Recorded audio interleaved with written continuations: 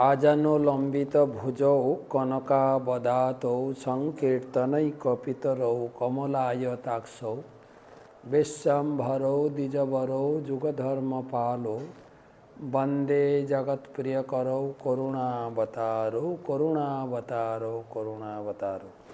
নিত্যানন্দম নমস্তুভ্যং প্রেমানন্দ প্রদায়তে কলৌ কলমশনাশায়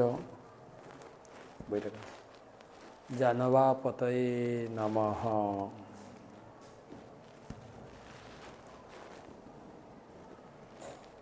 নিত্যানন্দ চরিত কথা এখানে তো নিত্যানন্দ প্রভুর কালকে ব্যাস পূজা শুনেছি। আজকে নিত্যানন্দ প্রভুর ভজন লীলা একটু সংক্ষেপে ছোট্ট করে বলি।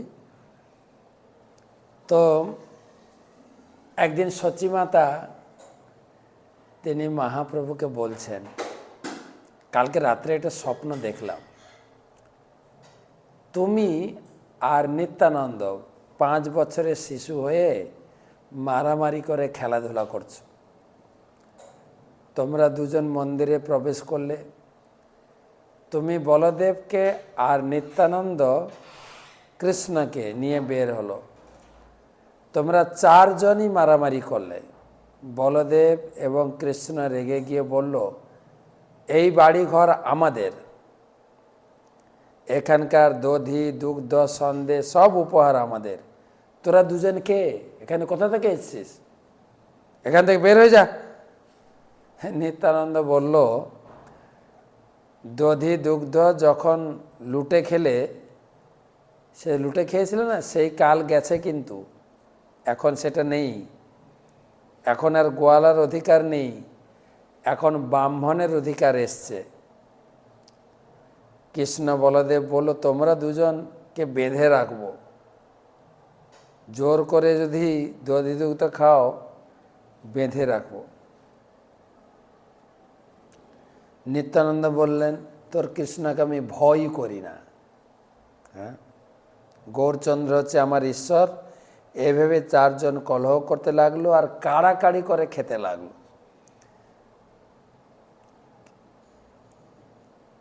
আর নিত্যানন্দ স্বপ্নে, সচিমাতা গৌরাঙ্গকে বলে স্বপ্নে, আর নিত্যানন্দ আমাকে বলতে লাগলো, জননী বলিয়া নিত্যানন্দ ডাকে মরে, অন্ন দেহ মাতা মরে ক্ষুধা বড় করে, এতেক বলিতে মই চৈতন্য পাইলু, কিছু না বুঝিনু মই তোমারে কহিলু। আর নিত্যানন্দ জোরে জোরে রাখছে, মা খিদে লেগেছে, খেতে দাও খেতে দাও। এই বলতে বলতে আমার ঘুম ভেঙে গেল।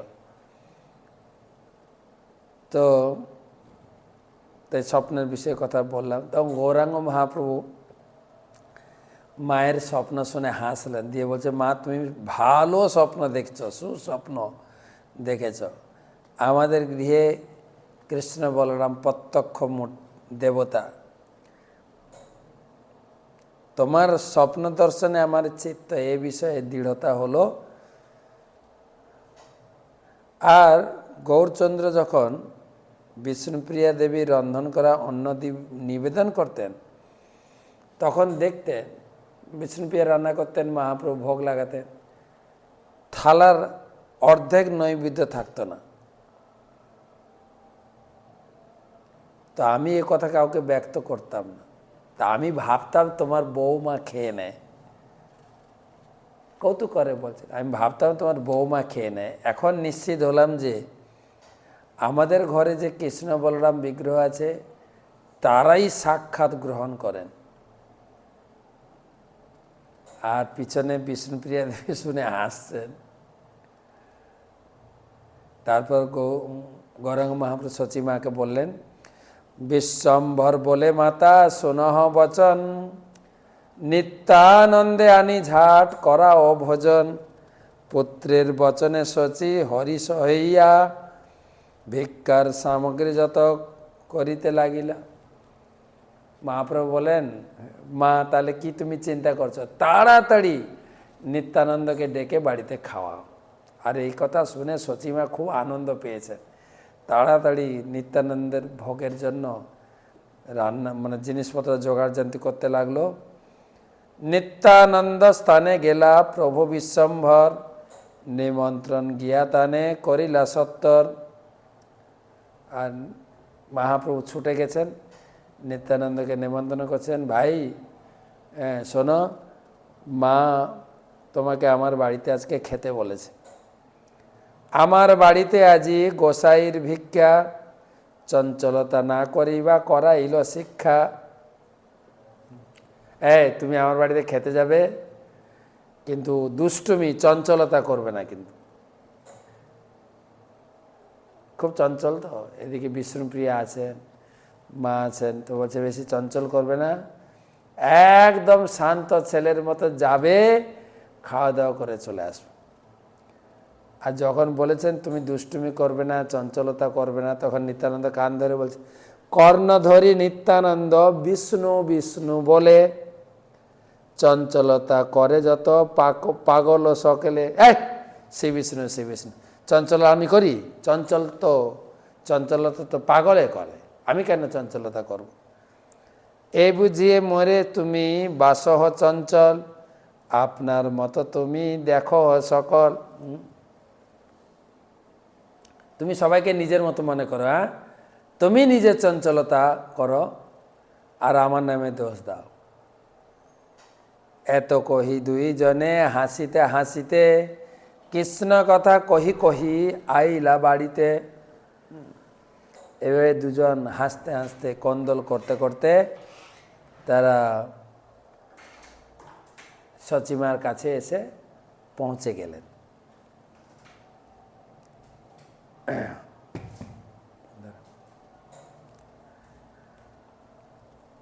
তারপর চরণ ধৌত করে ভজনে বসলেন।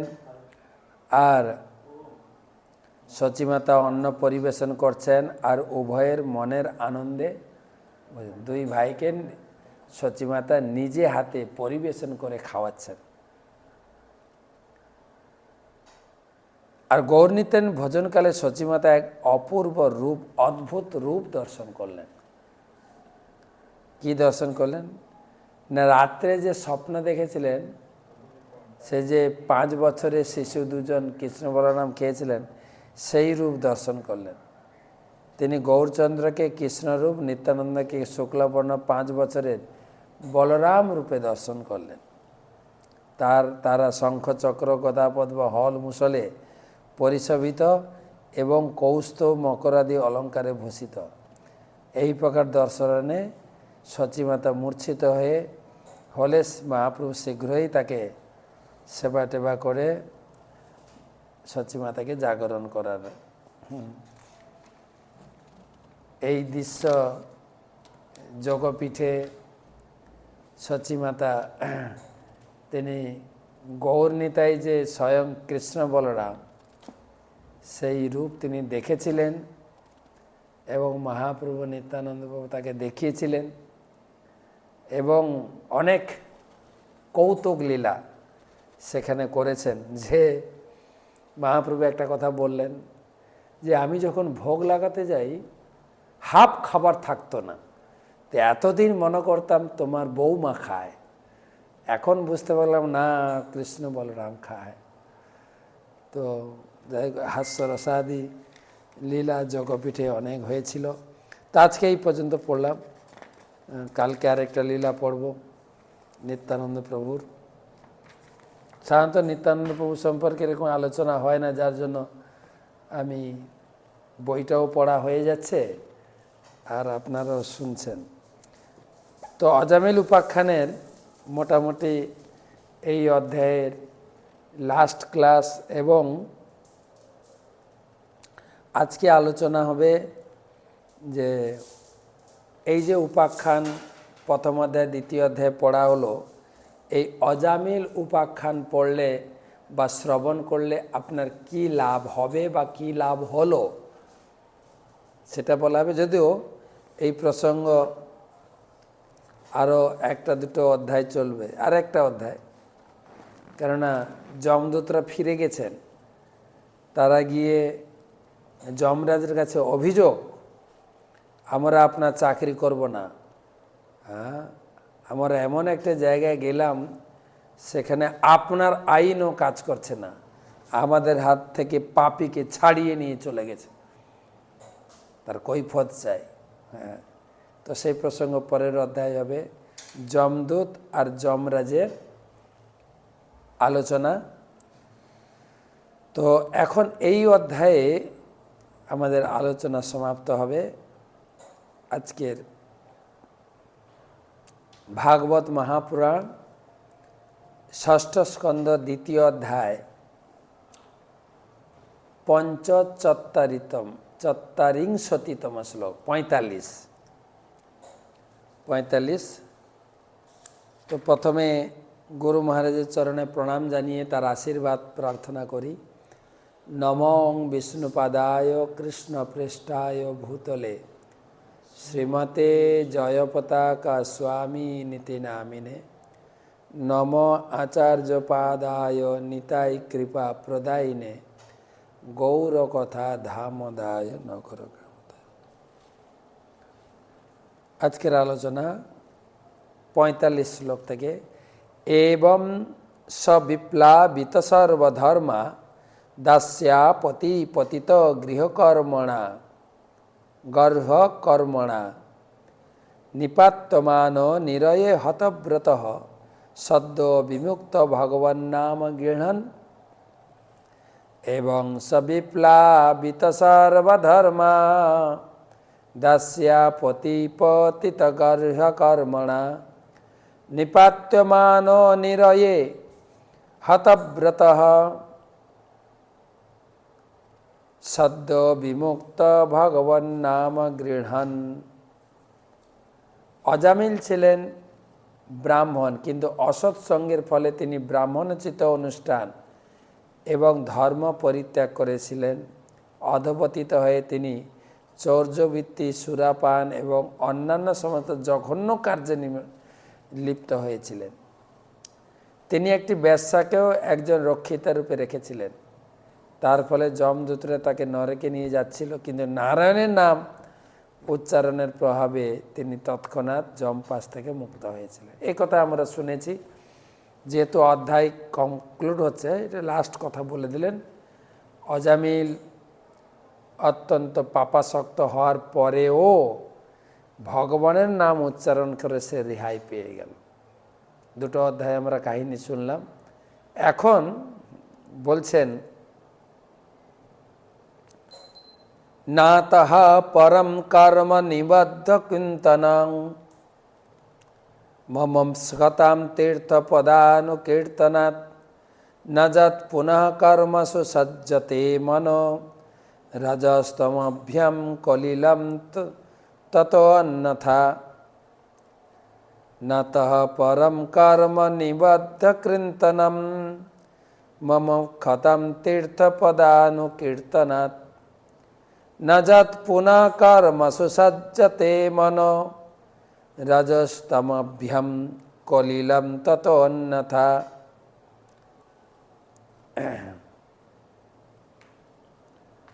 অতএব যারা জড়জগতের বন্ধন থেকে মুক্ত হওয়ার অভিলাষী, তাদের কর্তব্য যে ভগবানের শ্রীপাদপদ্মে সমস্ত পবিত্র তীর্থ বিরাজ করে, সেই ভগবানের নাম, যশ, রূপ, লীলা আদির মহিমা কীর্তন করার পন্থা অবলম্বন করা, পুণ্য, প্রায়শ্চিত্ত, মনোধর্মী জ্ঞান এবং অষ্টাঙ্গ যোগে ধ্যান আদি অন্যান্য পন্থায় যথার্থ লাভ হয় না। কারণ এই সমস্ত পন্থা অনুশীলন করার পরেও রজ ও তমগুণের দ্বারা কলুষিত মনকে সংযত করতে সমর্থ না হওয়ার ফলে মানুষ পুনরায় সকাম কর্মে লিপ্ত হয়। তো এই 45-46 শ্লোকের সিদ্ধান্ত নিয়ে আসছেন। এখান থেকে প্রমাণ হয় যে তীর্থ ভ্রমণ করো, অষ্টাঙ্গ যোগ করো, প্রায়শ্চিত্ত করো, মনোধর্মী জ্ঞানের অনুশীলন করো, তাতে তোমার পূর্ণ মুক্তি হবে না, যতটা কেবল ভগবানের নাম কীর্তন ফলে করা যায়। ভগবানের নাম কীর্তন, যশ কীর্তন, গুণ কীর্তনে যতটা লাভ হয়, তীর্থযাত্রা, যাগ, যোগ, ধ্যান, তপস্যা, ব্রত এতটাই লাভ হয় না। তাই ভগবানের নাম কীর্তনই শ্রেষ্ঠ। না তো পরম কর্ম নিবন্ধ কীর্তন, কর্মবন্ধন থেকে মুক্ত হওয়া যায় না তপস্যা বা প্রায়শ্চিত্ত আদি করে। অতএব জয়েতং পরমম গুহ্যম ইতিহাসম অঘাপহম শৃণুয়াৎ শ্রদ্ধয়া যুক্ত যশ্চ ভক্তানুকীর্তয়েৎ ন বৈ স নরকম জাতি নেক্ষিতো যম কিঙ্করৈ যদ্যপমঙ্গলমর্ত বিষ্ণুলোকে মহীয়তে।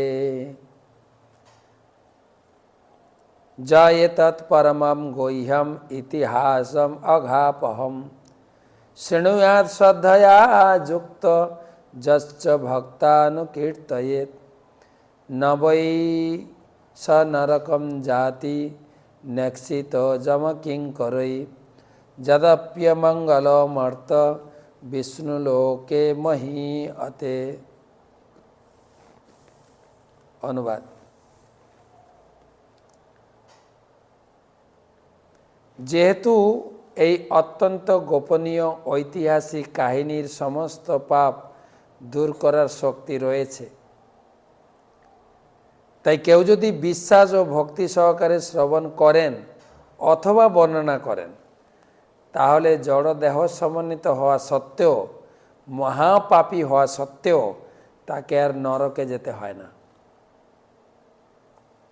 এখানে বললেন, যদি আপনার এই যা আলোচনা হলো, এই আলোচনার উপরে যদি আপনার বিশ্বাস থাকে, যদি বিশ্বাস থাকে, তাহলে আপনি যে শ্রবণ করেছেন বা আমি পড়েছি, কীর্তন করেছি, শ্রবণ করেন অথবা বর্ণনা করেন, তা আপনি নিশ্চিত, সুখদেব গোস্বামী বলছেন, হতে পারেন আপনি পাপী, আপনাকে নরকে যেতে হতো, কিন্তু এই ঘটনা, এই দুটো অধ্যায় আপনি যদি মনোযোগ দিয়ে শ্রবণ করেন, আপনাকে আর নরকে যেতে হবে না। আপনাকে যমদূতদের সঙ্গে দেখা হবে না। আর ভগবত ধামে ফিরে যাবেন, যেখানে আপনি অত্যন্ত শ্রদ্ধান্বিত এবং পূজিত হবেন। ভগবত ধামে আপনাকে সুস্বাগতম, বড় আড়ম্বর সহকারে আপনাকে সমাদৃত করবেন। যেরকম আমাদের সোসাইটিতে আমরা যে সেবাটা করছি, গ্রন্থ বিতরণ, এই গ্রন্থ বিতরণ কাজটি খুবই কঠিন। মন্দিরে অন্যান্য সেবা খুবই সুলভ। অন্যান্য সেবা, যে মন্দিরে পূজা করুন, প্রচার, নামহট্ট প্রচার, ভক্তি বৃক্ষ, গীতা কোর্স প্রচার, ঘরে যাবেন, একটু পাঠ কীর্তন করবেন, প্রসাদ খেয়ে চলে আসবেন। কিন্তু এই গ্রন্থ বিতরণটা অত্যন্ত কঠিন কাজ, কঠিন কাজ। যেরকম ভাগবতম সেট, নতুন ভাগবত সেট ঢুকছে, আর 2-3 দিন পরে ঢুকবে, একদম নতুন, 8,500 টাকা। তারপর এখন তো চৈতন্য চরিতামৃতের উপরে এখন ডিসকাউন্ট শুরু হচ্ছে, স্পেশাল ডিসকাউন্টে পাবেন। তথাপি লোকের কাছে এগুলো প্রচার করতে গিয়ে খুব কষ্ট, যার জন্য প্রভুপাদ বলেছেন যে আমার এই গ্রন্থ প্রচার করে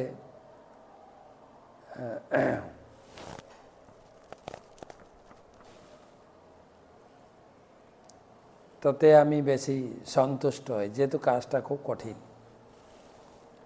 তাই ওরা, আমাদের ভক্তরা প্রায় 2 মাস, নভেম্বরের 15 থেকে জানুয়ারি শেষ ফেব্রুয়ারি, প্রায় 2.5 মাস বা 3 মাস প্রায়, তারা ম্যারাথন করে গ্রন্থ প্রচার করে ফিরছেন। মায়াপুর সব দিক থেকে সারা বছরেও, সারা পৃথিবীতে সারা বছরের প্রতিযোগিতায় প্রথম, এবং ডিসেম্বরে প্রথম।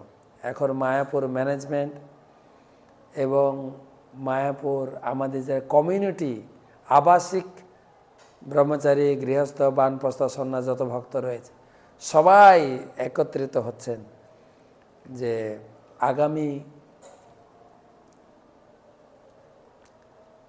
7 তারিখ ভোর 5টায় সবাইকে সুস্বাগতম অনুষ্ঠান। এখানে বলছেন না যে যিনি এই অধ্যায়টা পড়েছেন বা শ্রবণ করেছেন বা আমি বর্ণনা করেছি, তাকে বৈকুণ্ঠ লোকে সমাদৃত এবং পূজিত করা হবে।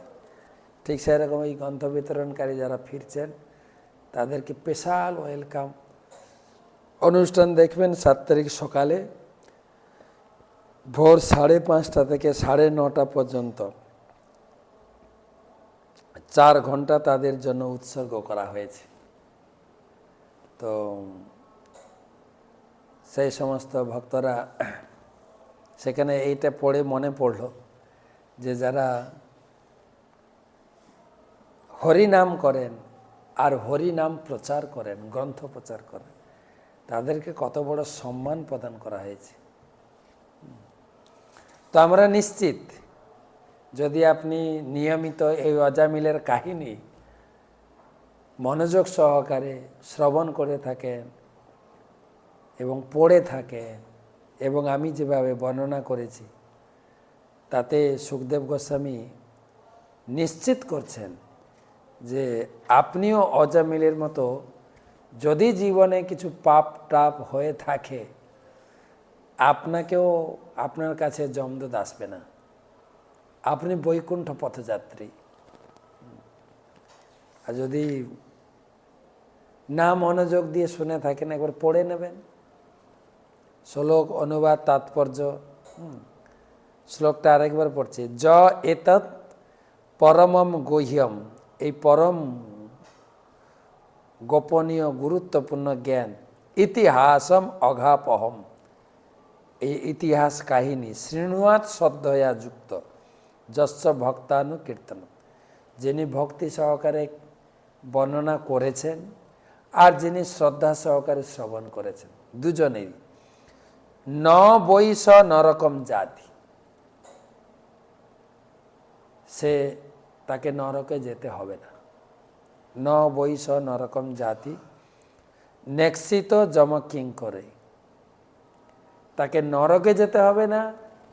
যম কিঙ্কর মানে যমদূত, যমদূতরা তার কাছে আসবেই না, আসার সাহস পাবেন। হ্যাঁ, যদ্যপি মঙ্গলমর্ত, তার মঙ্গল আর মঙ্গল বিষ্ণুলোকে মহিতে, বিষ্ণুলোকে যাবেন। শুধু তাই না, বিষ্ণুলোকে তাকে সমাদৃত এবং পূজা করা হবে। আর লাস্ট শ্লোক, ম্রিয়মাণ হরের নাম গৃহণ পুত্রোপচারিতম অজামিল অপ্যগাধ্যম কিমুতো শ্রদ্ধয়া ঘৃণম। ম্রিয়মাণ হরের নাম গৃহণ পুত্রোপচারিতম অজামিল অপ্যগাধ্যম কিমুতো শ্রদ্ধয়া গৃহণ। মৃত্যুর সময় অজামিল তার পুত্রকে সম্বোধন করে ভগবানের দিব্য নাম উচ্চারণ করার ফলে ভগবত ধামে ফিরে গিয়েছিলেন।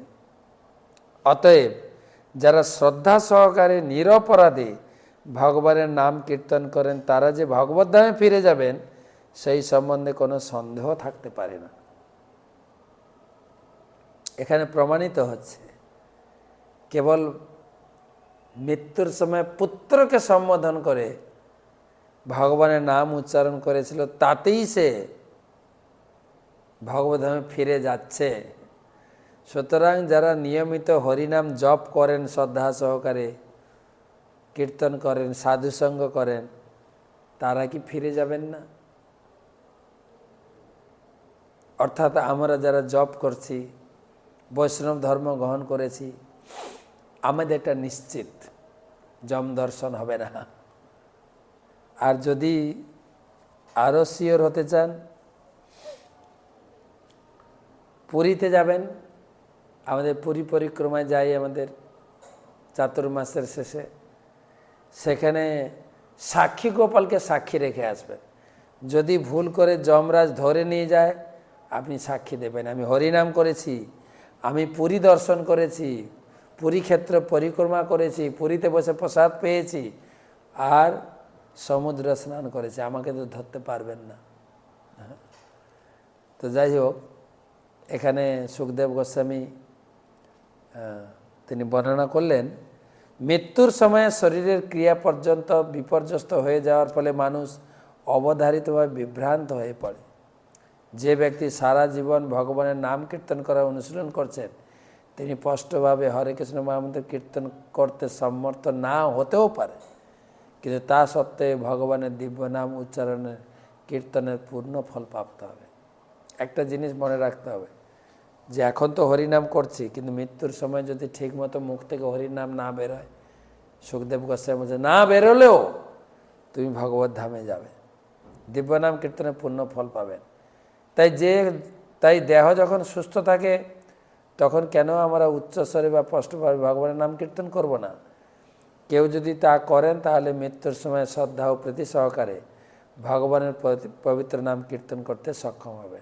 প্রভুপাদ বলছেন, তাই সুস্থ থাকতে এখন থেকে হরিনাম কীর্তন করেন, একটা অভ্যাস হয়ে যাবে, অভ্যাসে পরিণত হয়ে যাবে, তাহলে মৃত্যুর সময় এটা স্মরণে আসবে। যিনি নিরন্তর ভগবানের পবিত্র নাম কীর্তন করেন, তিনি যে ভগবত ধামে ফিরে যাবেন সে বিষয়ে কোনো সন্দেহ নেই। তো যাই হোক, এই অজামিলের এই কাহিনী পড়ে আমরা স্থির, নিশ্চিত এবং ভরসা, বিশ্বাস বাড়ছে যে আমরা যে ভগবানের নাম কীর্তন করছি, তিনি নারায়ণের নাম উচ্চারণ করেছিলেন বলে 4 জন বিষ্ণুদূত এসেছিলেন। আমাদের কাছে হয়তো 2 জন আসবেন, কিন্তু গীতায় ভগবান বলেছেন, গীতা মিলিয়ে নেবেন 12 অধ্যায় 6-7 শ্লোক, যেতু সর্বাণী কর্মাণি ময়ি সংন্যস্য মৎপরা অনন্য নৈব যোগেন মাং ধ্যায়ন্ত উপাসতে। যে অনন্য যোগে ধ্যান সহকারে আমার পূজা উপাসনা করেন, তেষাম সম্মুদ্ধতা মৃত্যু সংসার সাগরাত ভবানী ন চিরাং পার্থ মজ্জা বেশিত চেতস। যিনি সম্পূর্ণ মন বুদ্ধি অর্পণ করে আমার সেবায় যুক্ত হয়েছেন, আমার নাম কীর্তন করছেন, তাকে আমি নিজে আসব, গাড়ি নিয়ে তাকে এই জগৎ থেকে নিয়ে যাব। ভবানী না, খুব শীঘ্রই আমি নিজে গাড়ি নিয়ে এসে তাকে ভগবত ধাম থেকে নিয়ে যাব। আর তাৎপর্য প্রভুপাদ লিখেছেন ওই শ্লোকে, ভবানী ন চিরাং পার্থ না নয়ামি গরুরম স্থানম অর্চিরাদিগত।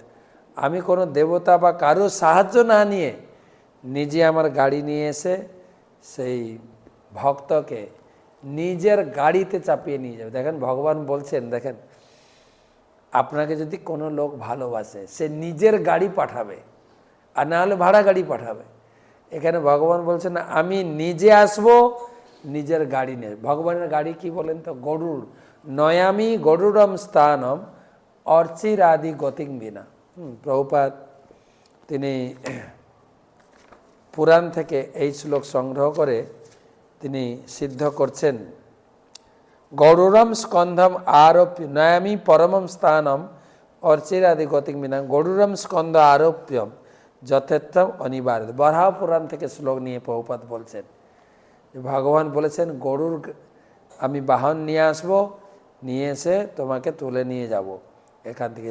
বই সাধন সম্পত্তি পুরুষার্থ চতুষ্টয়ে তয়া বিনা তদাপ্নতি নরনারায়ণ আশ্রয়। তাই ভগবান কৃষ্ণের আশ্রয় গ্রহণ করো, যেটা হচ্ছে জীবনের একটা বড় সম্পদ। তাই হরিনাম যে যেখানে যুক্ত থাকি, আপনি সর্বপূর্ণ নিরামিষ হতে পারছেন না, কিন্তু হরিনাম করেন, গীতা পড়ুন আর হরিনাম করেন, এবং লোককে বলুন। লোকে ভক্তি করতে চায় কিন্তু নিরামিষের কথায় আটকে যায়, তো নিরামিষের কথা বেশি বলেন না লোককে, কেবল বলেন হরিনাম করুন, হরিনাম আর গীতা পড়ুন। ঠিক অজামিলের কাহিনীর মতো তারও জীবনটা উদ্ধার পেয়ে যাবে এবং তিনিও ভগবত ধামে চলে যাবেন। তো আজকে এই পর্যন্ত রাখি, তো কালকে দেখা হবে। কালকে মনে হয় কালকে বুধবার, কালকে বৃহস্পতিবার, কালকে চৈতন্য সুধা মাধুরী। কালকে অবশ্য রাস্তায় যাওয়ার কথা আছে, মেদিনীপুরে যাওয়ার কথা আছে, সেখান থেকে আপনাদের সঙ্গে যুক্ত। মেদিনীপুর শহরে একটা বিয়ে বাড়ি আছে, তো সেখানে গিয়ে একটু আশীর্বাদের ব্যাপার আছে, তো ওখান থেকে চৈতন্য সুধা মাধুরী পাঠ করব। শুভরাত্রি।